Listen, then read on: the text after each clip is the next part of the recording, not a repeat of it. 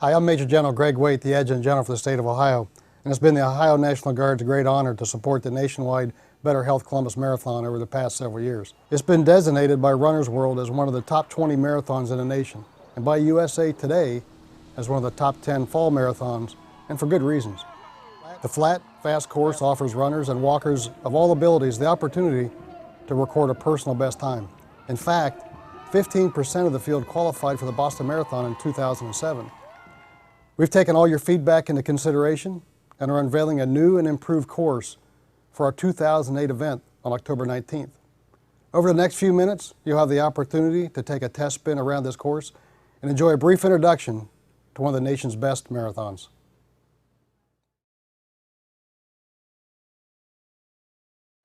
I'm standing at the corner of Broad and 3rd in downtown Columbus, where the start of this year's event will take place. The time for the start will be 7:30, and this will be for all participants in the 1/2 and full marathon, both walkers and runners alike. When you come downtown at the corner of Broad and High Street, we will have a truck where you can put items of clothing that you would like to pick up at the finish. Also, we will have signs that indicate a per mile pace or an estimated finish time for you to self-seed yourself along Broad Street between 3rd and High Street.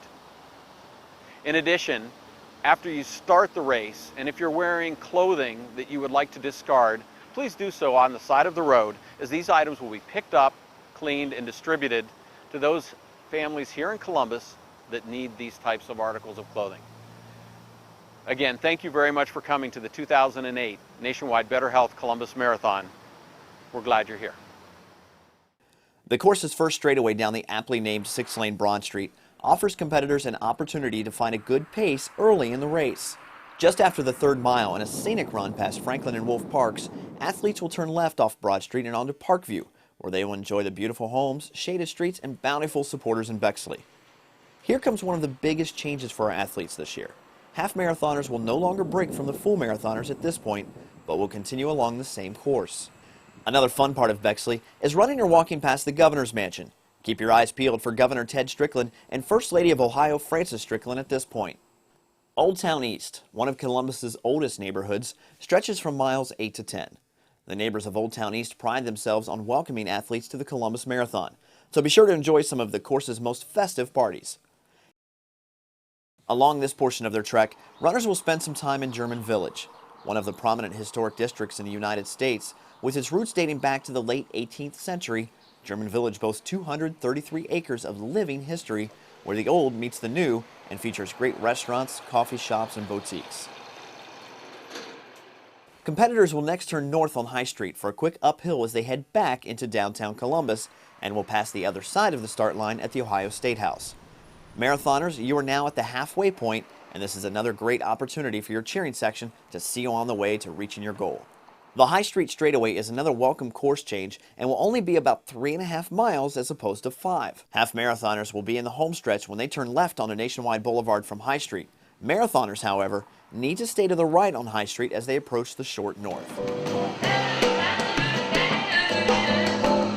At miles 13 and 14, marathoners will pass through the short north and under its 17 arches. The short north features scores of galleries, shops, and restaurants. This second half of the marathon course takes some major detours from previous years. Please pay close attention. At just before the 15-mile mark, the course turns east off High Street onto Chittenden Avenue and takes a spin through the Ohio State University campus housing.